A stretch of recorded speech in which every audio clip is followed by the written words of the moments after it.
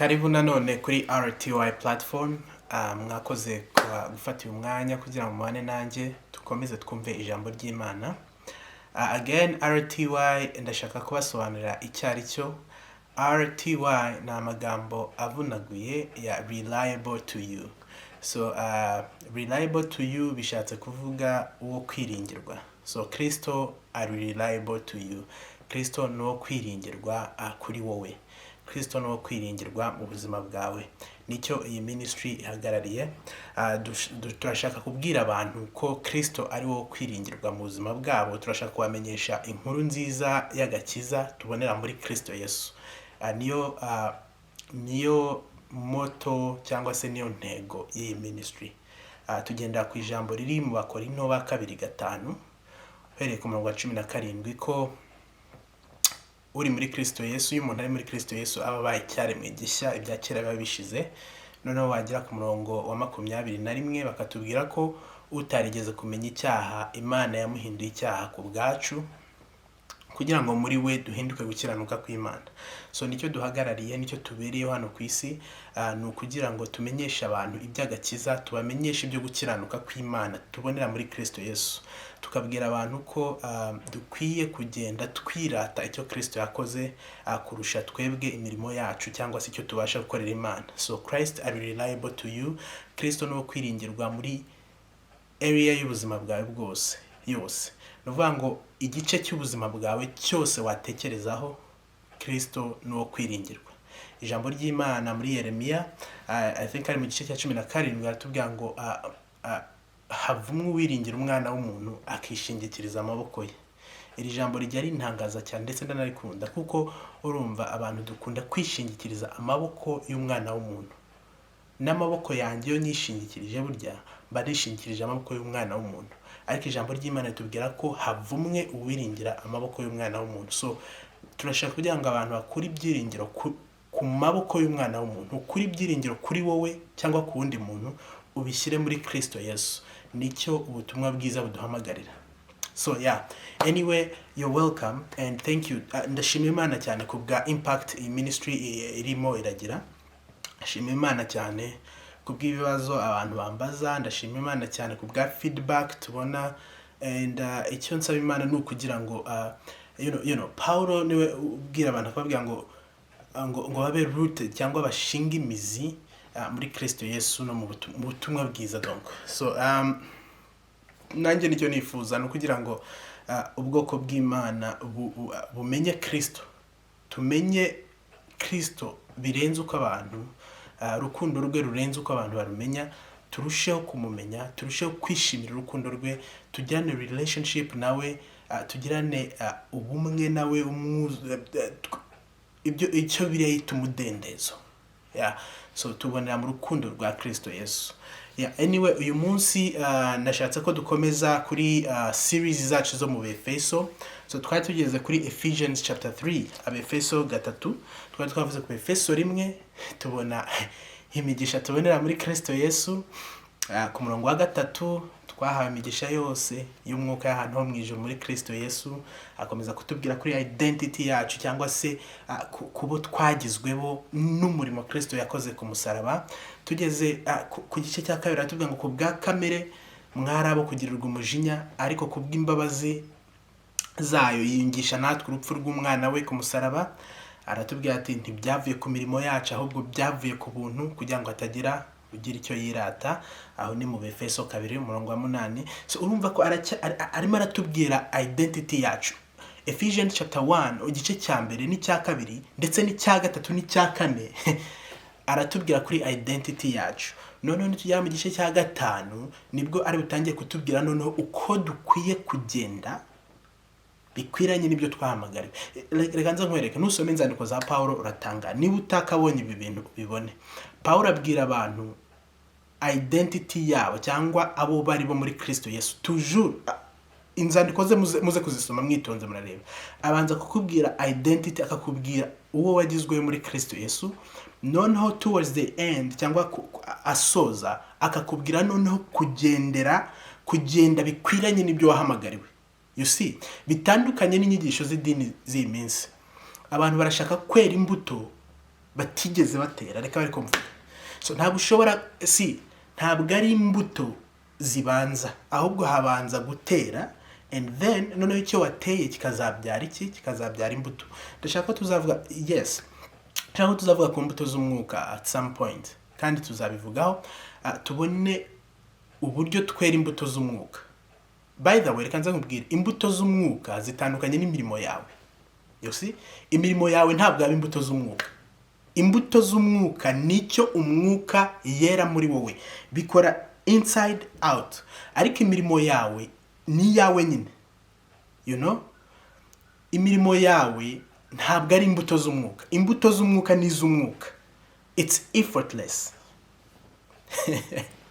Ibyo tuzabivuga. So nashaka kuvuga ko Paulo abanza kubwira abantu abo bari bo muri Kristo Yesu, noneho nyuma yarangiza akababwira nuko kuko mumeze gutya, twababwiye ibyo muri byo, ngaho ni mugende bikwiranye n'ibyo mwahamagariwe. Ariko ntabwo reka nza nkwereke, ntabwo ushobora kubwira let me phrase it like this. If I tell mbwiye ingurube kugenda nk'intama, shobora kuyibwira nkazabibwira ubuzima bwanjye bwose, ariko nta na rimwe ingurube izagenda nk'intama. You see? Ariko intama ntabwo bisaba kwibwira cyane kugira ngo igende nk'intama, kuko ni intama izagenda nk'intama. You see? So icyo nshatse kukubwira ni iki, nuko kuza nkakubwira imirimo yo gukora wowe utarakira Kristo, utaramenya uwo wahinduwe we, ntabwo ushobora kugenda mu buzima bushya utaranamenya ko hari ubuzima bushya ufite muri wowe. You cannot, ntabwo ushobora kugenda in the newness of life if you don't even know ko ufite the new life in you. So niyo mpamvu mbashaka kubabwira ubutumwa bwiza kugira ngo tumenye abo twagizwe bo muri Kristo Yesu. Noneho iri jambo ubutumwa bwiza ni imbaraga ihesha uwizera wese ukizwa. You see? So ubutumwa bwiza ntabwo ari amagambo gusa, ntabwo ari physique, ntabwo ari biology, ntabwo ari amateori, ahubwo ni imbaraga. So ubutumwa bwiza ubwumvise, iyo ubaye attentive, buguhindukira imbaraga iguhesha gukizwa. You see, Kristo ntabwo yaje ngo abambwe apfe birangire. Yaraje arabambwa, arapfa, arahambwa, aranazuka. So he died for our sins, yapfiriye ibicumuro byacu, azukira kugira ute, and he was raised up for our righteousness, our sanctification. Njyewe nawe turi fully righteous and fully sanctified. So utarabimenya uzakomeza urwane urugamba, ndetse n'urwarangiye uzakomeza ururwane. Kandi reka nza nkwereke, niba hari ikintu Satani ashobora gukoresha kugira ngo akubashe, ni ukuguhisha ukuri k'uriwe, ni ukuguhisha ukuri kw'icyo Kristo yakoze. Kuko Kristo yariho, nkuko twabibonye mu gice cya mbere n'icya kabiri, yariho mbere isi itararemwa, yariho. Kandi umugambi icyo yari kuzakora, Satani is aware, arakizi, kandi Kristo yaraje aragikora. So icyo Satani ashaka gukora ni ukugira ngo aguhuma amaso, akomeze akwereke wowe. Satani akwereka wowe, Satani ntabwo akwereka Kristo, ariko umwuka wera atwereka Kristo. Mwibuke icyo azumva nicyo azatubwira. So atwereka Kristo, umwuka wera ntabwo atwereka twebwe, atwereka Kristo. None iyo duhanze amaso Kristo, tugenda duhindurirwa gusa nawe, from glory to glory, tuva mu bwiza tujya mu bundi. Ntabwo ari outside in, ni inside out. You see? Ntabwo Imana ikoresha ibigaragara cyangwa se ibi tubona senses zacu kugira ngo iduhindure. Ntabwo Imana ishaka ko ubanza gukora noneho wazajya kuri level ya perfection uyizeho noneho igukize. Ahubwo ijambo ry'Uwiteka ritubwira iki? Ubutumwa bwiza butubwira iki? Hari icyo Kristo yakoze ku musaraba, hari impamvu yaje yambara ishusho y'umugaragu, apfa urupfu rubi ndetse rwo ku musaraba. Kwari kugira ngo njyewe nawe dukizwe nawe. Now ibi bintu ugomba kubyizera, kuko ubutumwa bwiza cyangwa se isezerano duhagazemo ni isezerano ryo kwizera, ritandukanye cyane n'isezerano ry'amategeko. Nzagira umwanya nanone nabonye ibibazo byinshi, nzavuga ku buntu n'amategeko nka topic. Tuvuge ubuntu n'amategeko, grace and law. Kuko iyo tuvuze ubuntu n'amategeko turiho turavuga amasezerano abiri atandukanye. Isezerano ry'ubuntu, ubuntu nta buntu bubaho outside Christ. Ndabizi ushobora guhita uvuga Abraham. Ese Abraham uko yari mu isezerano ry'ubuntu, Kristo atarabaho. Ariko iyo dusomye Bibiliya dusanga Abraham, in fact, Kristo yabwiye abantu, aravuga ngo Abraham yabonye umunsi wanjye aranezerwa. So Abraham saw Jesus' day. Yabonye umunsi wa Kristo aranezerwa. So Abraham yari yarabonye Kristo. You see?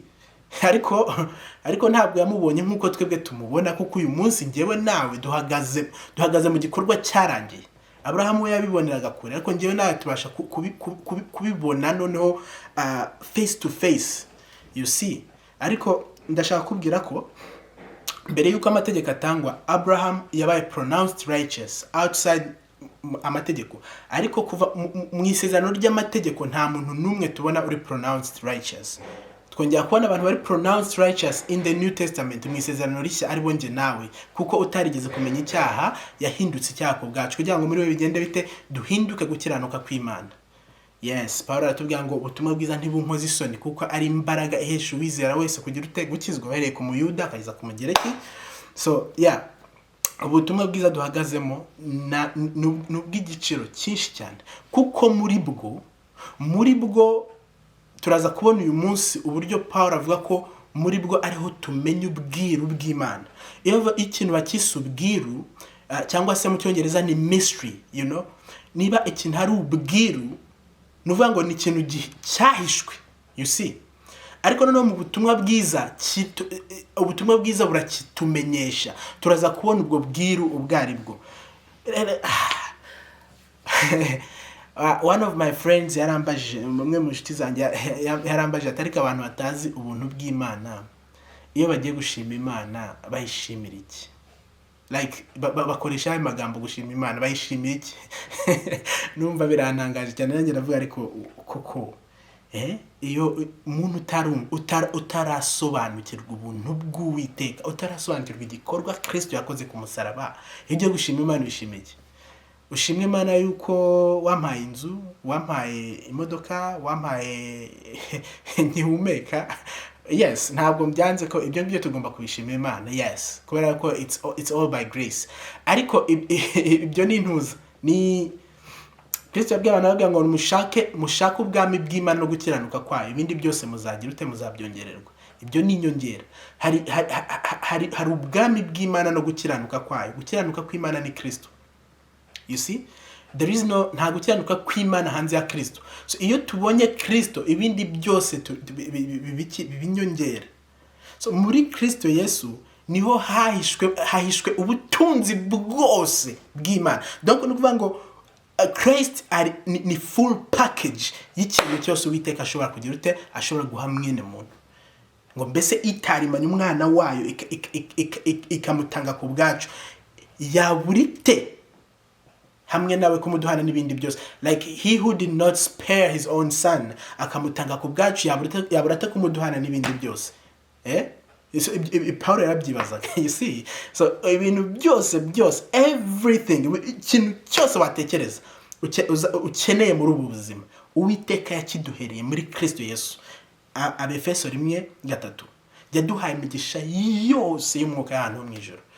Na Paulo azabitubwira mu Magalatiya, tubwire ko umugisha wa Abraham tubonera muri Kristo Yesu. Do you know how Abraham was blessed? Uzi umugisha Abraham yari afite. Abraham Imana yamuhaye imigisha myinshi cyane. Impano ya mbere Imana yamuhaye gift ya righteousness. Yamuhaye impano yo gukiranuka. Abraham yahawe gukiranuka nk'impano. Gukiranuka niyo mpano ya mbere tubonera natwe muri Kristo Yesu. None reba yindi migisha Abraham yahawe. Genda urebe amashyo Abraham yari afite, kuko Uwiteka yari kumwe nawe, kuko umugisha w'Uwiteka wari kuri we. See, ibintu byose ushobora gutekereza mu buzima, through Christ we have access to those. ngo twahawe imigisha yose y'umwuka hano mu ijuru. So igisigaye ni iki? Nuko habaho manifestation ibaho gute? Manifestation ibaho iyo tuyobowe n'umwuka. Kuyoborwa n'umwuka ni gute? Ndeba ibintu nk'uko data bibona, ndeba ibintu muri lens y'umwuka wera.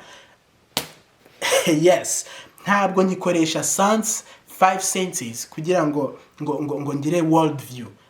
Ntabwo philosophy yanjye cyangwa se my world view cyangwa se uko mbona isi ntabwo bikigendeye kuri five senses, urumva? Ahubwo bigendeye ku ijambo ry'Imana n'icyo rimvugaho. Niba ijambo ry'Imana rimbwiye ngo yamuhinduye icyaha ku bwawe kugira ngo muri uhinduke gukiranuka kw'Imana, uko niko nireba, niko nibona. Urumva? Kuko ijambo ry'Imana ariko ribivuze.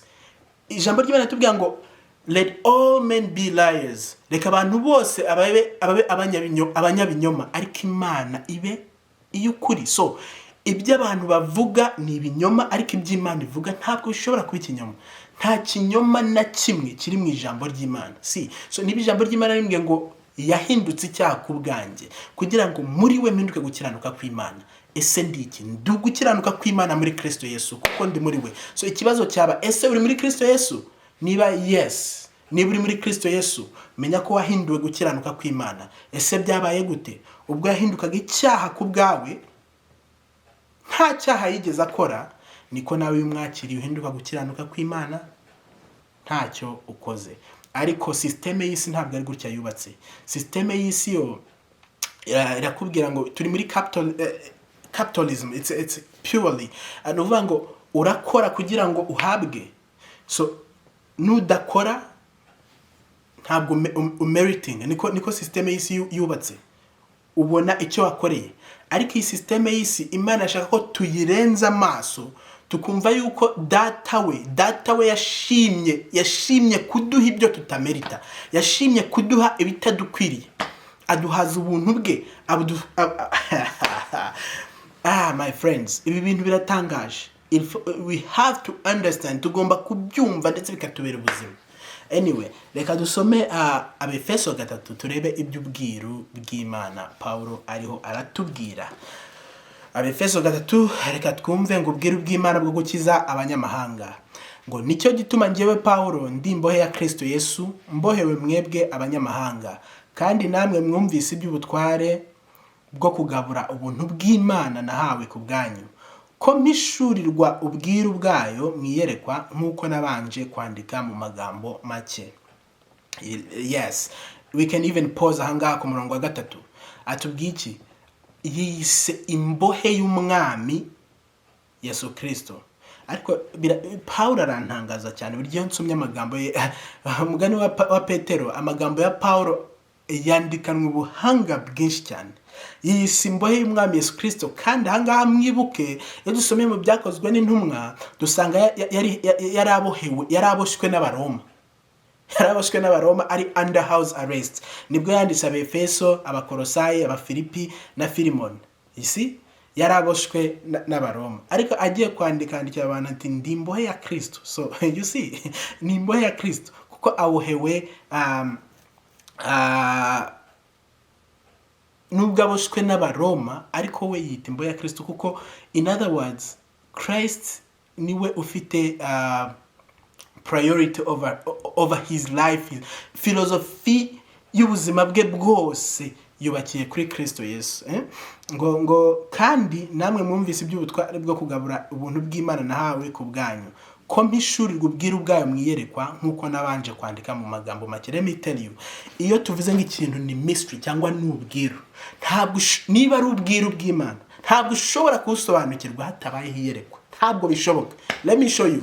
Nushaka ugende wicare ufate ibitabo bya philosophy, ugira ibiki byose ukore research. Ntabwo ushobora kumva ubwiru bw'Imana hatabayeho iyerekwa. Umwuka wera atahabaye ntabwo ushobora kumva ubwiru bw'Imana. Babwiye ati abibukije ko yasobanukiwe ubwiru bw'Imana hehe mwiyerekwa. Reka nze nkwereka.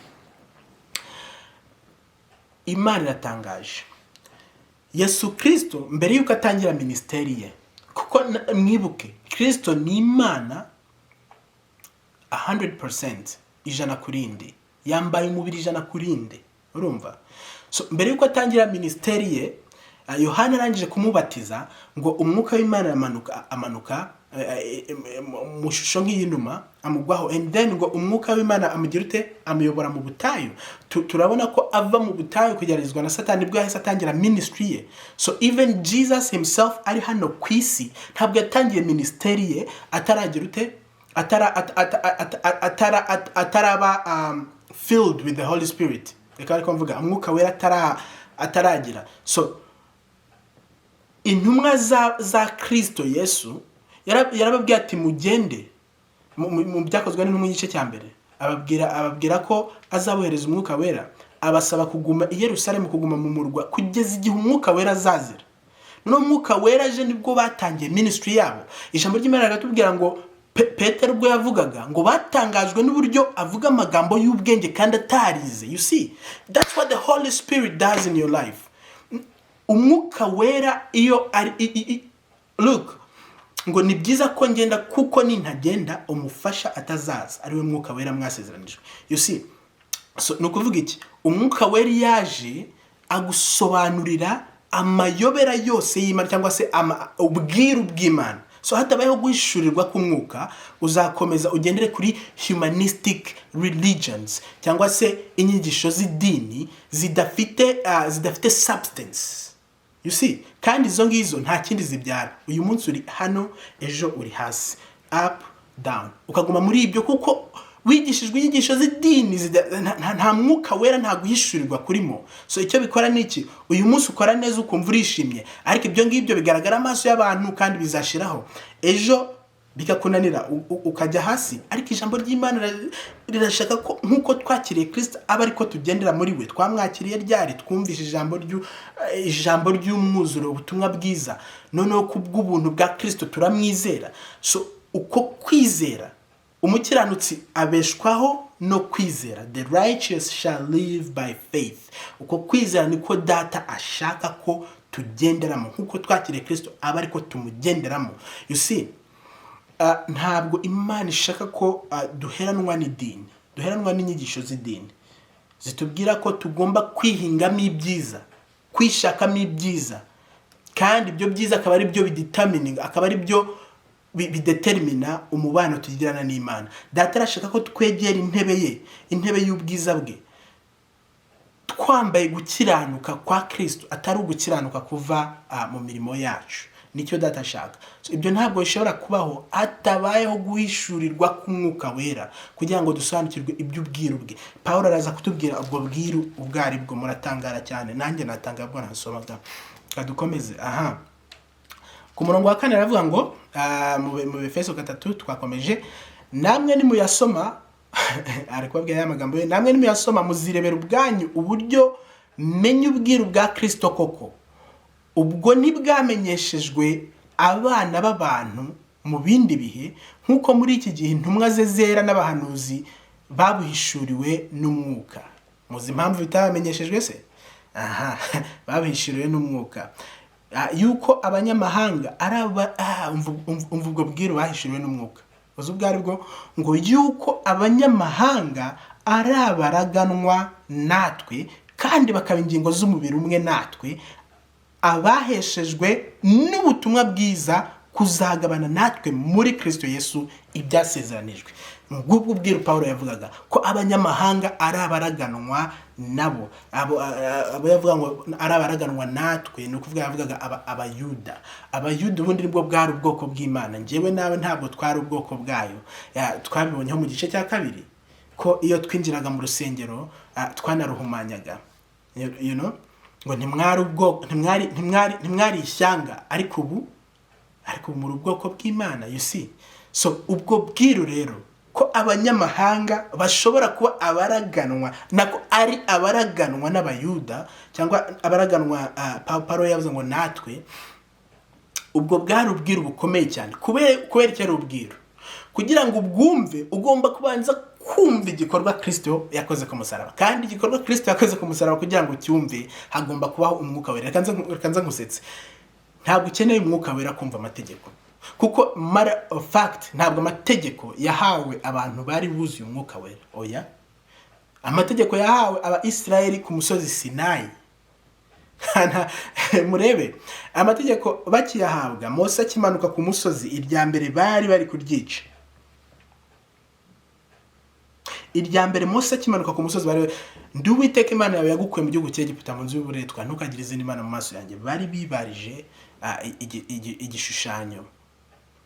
So Mose amanuka bari kwica irya mbere. Amategeko nayera ariko nta ahuriye no kwizera. Ariko kwizera, iyo twizeye Kristo Yesu, duhinduka gukiranuka kw'Imana, tugahabwa umwuka wera, tumuhabwaho nk'ingwate ko ibyo yasezeranije ari ukuri. Urumva? So now iyo wakiriye umwuka wera ubasha guhishurirwa iby'ubwiru bw'Imana. No ubasha gupenetrating beyond the veil, ubasha kurenga ya veil yari ikingirije ahera, ukabasha kugera imbere ahera cyane imbere ya data, kandi uhagera ufite umutima uminjiriweho kutimenya ikibi. Now iyo tugeze aho ngaho rero tubasha gusobanukirwa byose kuko tumureba uko ari, tuvugana nawe face to face. Ntabwo hari umuhuza umwe w'Imana n'abantu, the man Jesus Christ. Yesu Kristo niwe muhuza umwe w'Imana n'abantu. Urumva? Nta wundi muhuza tugifite. So muri Kristo Yesu tubasha kwegera intebe y'Imana y'ubuntu, kandi aho ngaho tuhageze duhishurirwa data uko ari, turameneka. Imirimo yawe ntabwo ukigeze hariya. Ubona ibitangaza by'Imana, ubona umurimo wa Kristo, ukumva uciye bugufi cyane mu mutima, ukanezererwa agakiza ke. Niyo mpamvu wa muntu yambaje ati mbese abantu batazi ubuntu bw'Imana bayishimiye iki? Reka nze nkwereke ikintu kimwe kikwereka ko Imana igukunda according to the Bible. Kuko Imana yakunze ari mwisi cyane, byagenze bite? Cyatumye itanga umwana wayo w'ikinege. Icyo nicyo kikwereka ko Imana igukunda. Yatanze umwana wayo w'ikinege. Ibyo utarabyumva.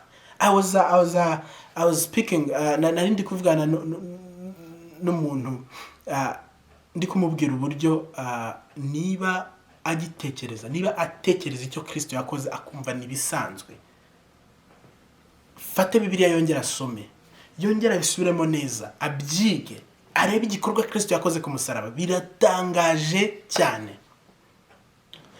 Kiriya gikorwa Kristo yakoze ku musaraba cyatumye abari abanzi b'Imana, abari abanyamahanga, abo abakebwe ku mubiri bitaga batarakebwe, natwe tugira access, we can access intebe y'Imana y'ubuntu. Urumva? So nibwo bwira Paulo ari kubabwira ati noneho twamenye yuko n'abanyamahanga ari abaraganwa natwe. Reka dukomeze twumve ngo nanjye nahindutse umubwiriza butumwa wabwo nk'uko Imana iri y'ubuntu bw'Imana iyo naheshejwe n'imbaraga zayo zinkoreramo. Haleluya. Nubwo noroheje cyane hanyuma y'abera bose, naherewe ubwo buntu kugira ngo mbwirize abanyamahanga ubutumwa bwiza n'ubutunzi bwa Kristo butarondoreka, njijure bose bamenye uburyo iby'ubwiru bikwiriye kugenda, aribwo bwahishwe n'Imana yaremye byose uhereye kera kose, kugira ngo muri iki gihe abatware n'abafite ubushobozi bwo mu ijuru mu buryo bw'umwuka bamenyeshwe n'itorero ubwenge bw'Imana bw'uburyo bwinshi, nk'uko yabigambiriye kera muri Kristo Yesu umwami wacu. Muri we nimwo duherwa ubushizi bw'amanga ngo twegere Imana dushize ubwoba, tubiheshejwe n'uko tumwizeye. Reka nongere nsubira mu murongo wa 12 uraryoshye cyane. Muri we nimwo duherwa ubushizi bw'amanga, kugira ngo bigende bite? Kugira ngo twegere Imana dushize ubwoba, tubiheshejwe n'iki? Tubiheshejwe n'uko tumwizeye. Ni iki gishobora gutuma wegera intebe y'Imana ushize ubwoba? Ubiheshwa nuko wizeye Kristo Yesu. Niba warizeye Kristo Yesu, menya yuko wowe na data muri umwe. Hari indirimbo ivuga ngo mu ijuru imbere y'Imana mfite umuntu mvugira, ni umukuru w'abatambyi kandi yitwa nde? Yitwa Rukundo. Ngo mpamya yuko izina ryanjye riri mu mutima we, ubwo mvugira nta mwanzi wamunyirukanaho. So, uko nukuri. Yohana wa mbere atubwira ngo bana batombandike ibyo kugira ngo mudacumura, ariko nimukora icyaha mwibuke ko dufite umuvugizi imbere y'Imana, ngo uwo niwo mpongano y'ibyaha byacu, ngo ndetse si ibyacu gusa ahubwo n'iby'abari mu isi bose. You see, so menya ngo nta kindi gishobora gutuma wegera intebe y'Imana udafite ubwoba, nuko wizeye Kristo Yesu. So igihe cyose uzajya ujya kwegera intebe y'Imana ukumva ufite ubwoba, jya umenya yuko wavanye amaso kuri Kristo, ahubwo noneho uri kuyire wayishyizeho. You see, iyo uri self-centered uhorana umutima uhagaze, ukajugunya amahoro yawo, kuko toujours, kuko nuvuga ngo igihe cyose wirebyeho hanze ya Kristo, ntuhanga amaso kuri Kristo, utakaza gukiranuka Imana ishima. Ariko gukiranuka kwa Kristo, gukiranuka Imana ishima ni ukwa Kristo gusa.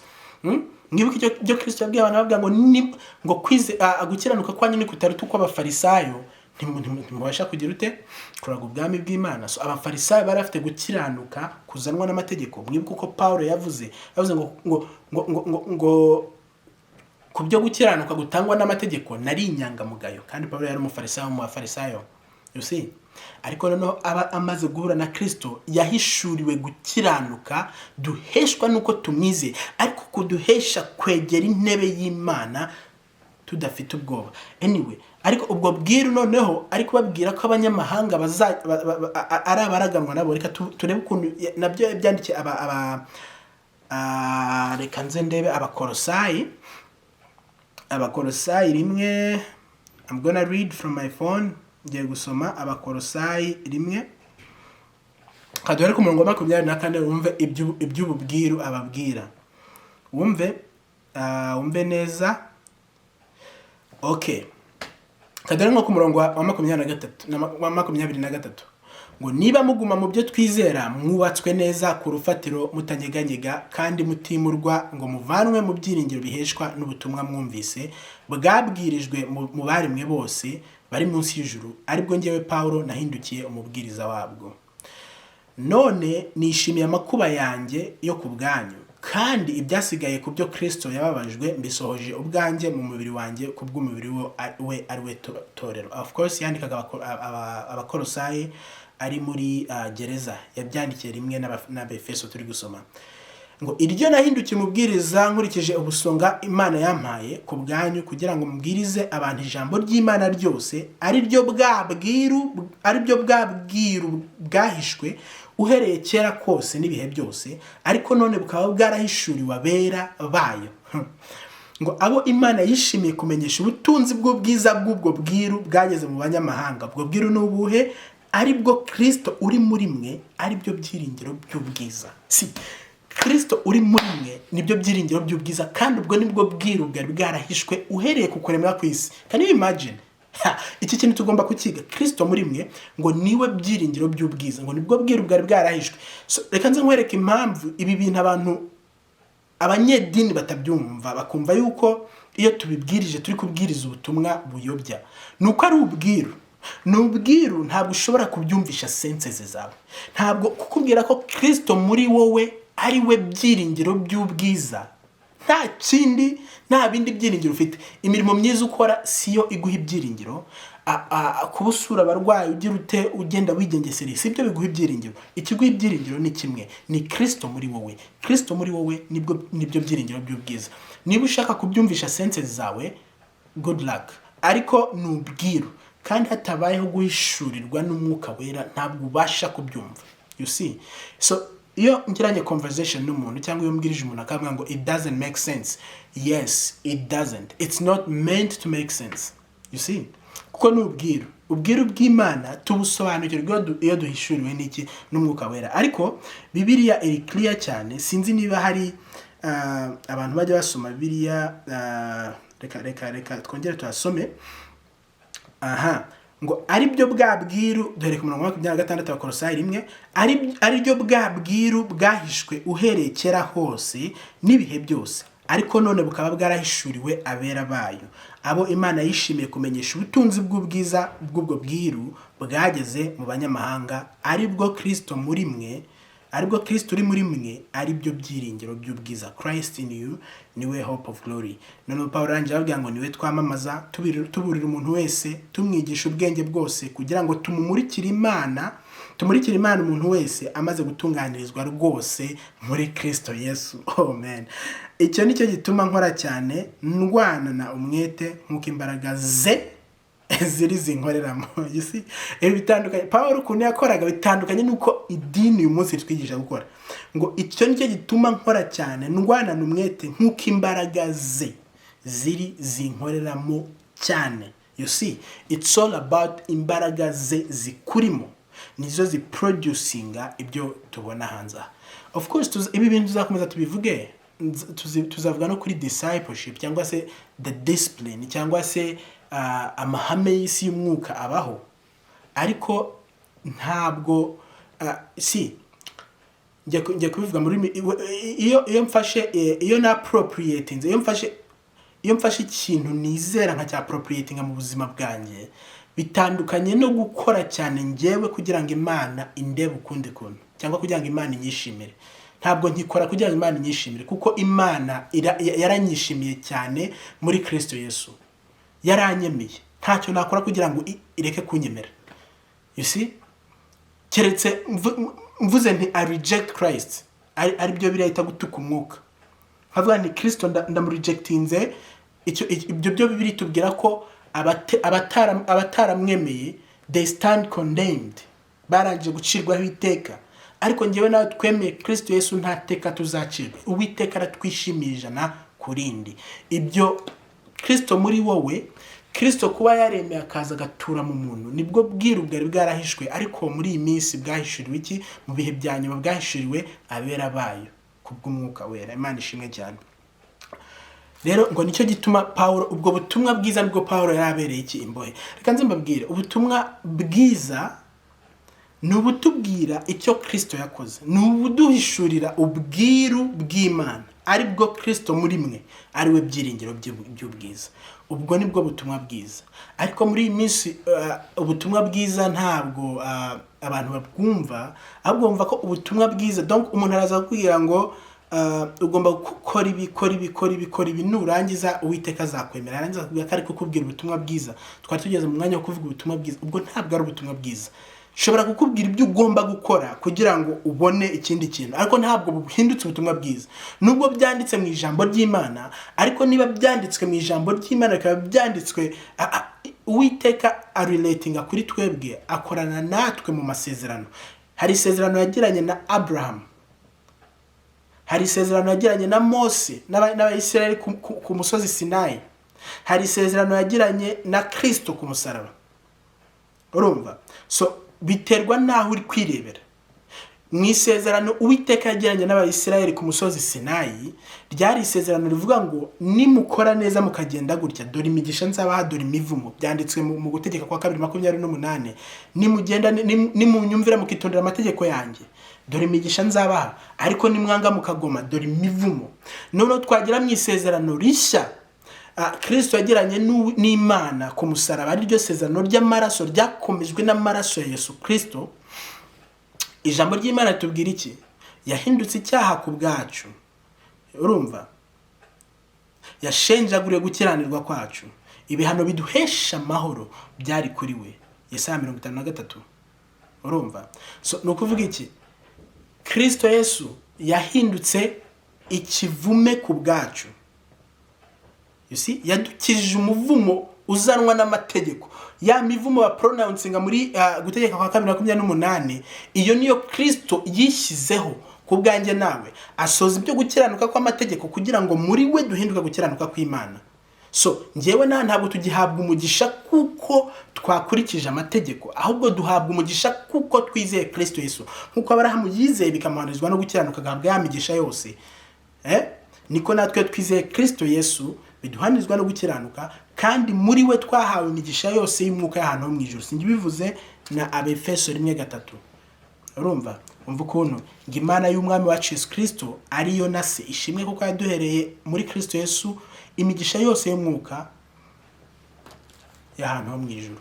You see, ni gutyo bikora, ni gutyo bimeze. Ni ukuvuga ngo iyo usomye Bible we have to rightly divide the word of truth. Tugomba kudisaninga cyangwa se iyo usoma Bibiliya ugomba kuyisoma bigendanye n'ukuri,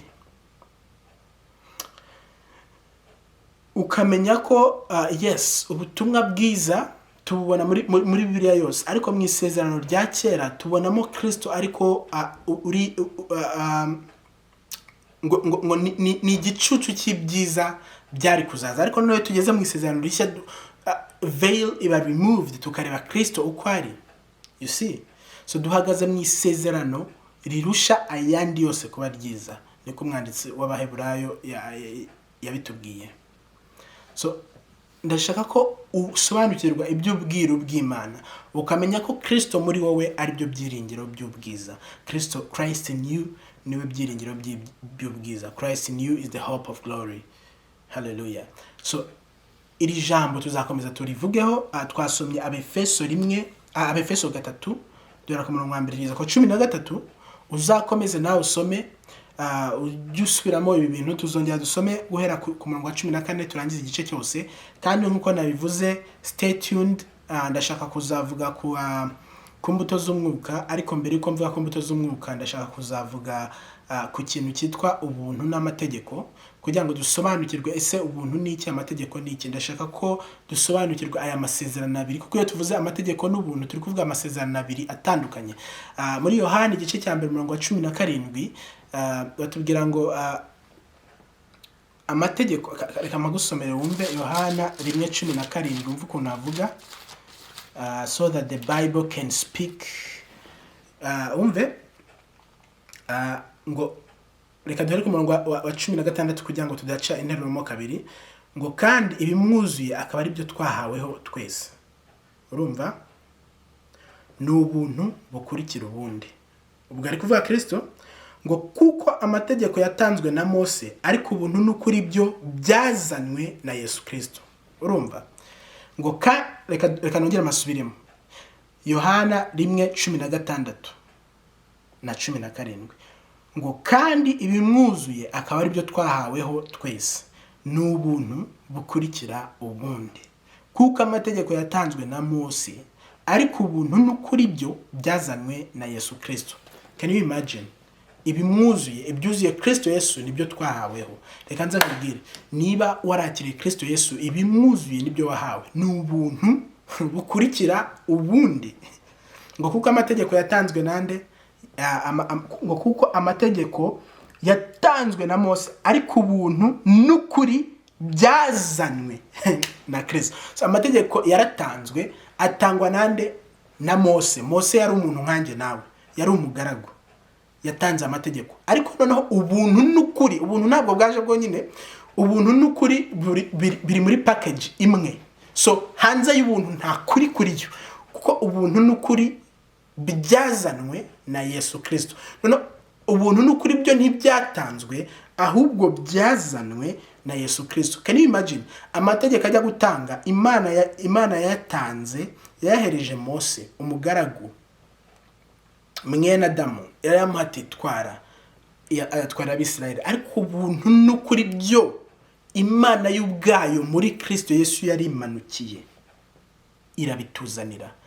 Ibimwuzuye nibyo twahawe, n'ubuntu bukurikira ubundi. Ibi bintu nubyumva, reka nze nkubwire, ntabwo ibi bintu kubyumva ntabwo biguhereza license, ntabwo biguhindura umunyabyaha cyangwa ikigomeke cyangwa ngo bikunangira umutima. Oya, ahubwo ibintu iyo bikubereye ubuzima urushaho kwera imbuto z'umwuka, kuko uvana focus kuri wowe ugafocusinga kuri Kristo.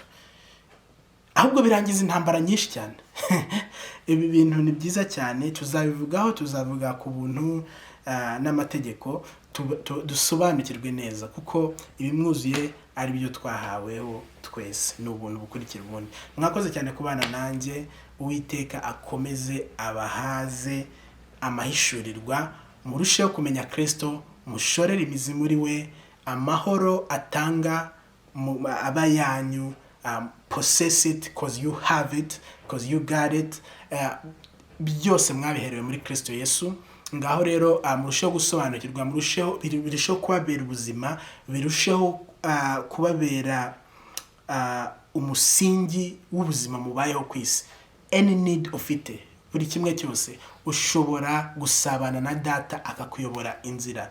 ngo nimujya guca iburyo muzumva ijwi ribabwira ngo oya ca ibumoso, nujya guca ibumoso wumva ijwi rikubwira ngo oya ca iburyo.